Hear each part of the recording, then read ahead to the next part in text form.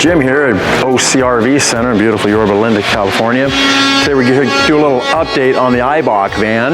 We've got the roof welded back on and primered, and we've jammed all the door jambs. We had to remove the doors to do the welding. Now we're putting the doors back on. We'll disassemble all the trim off it, handles, moldings, and windows, so we can blend the paints to assure a color match, just like we've done on the back door there. As you can see, take the glass out where we're removing the handle and the molding.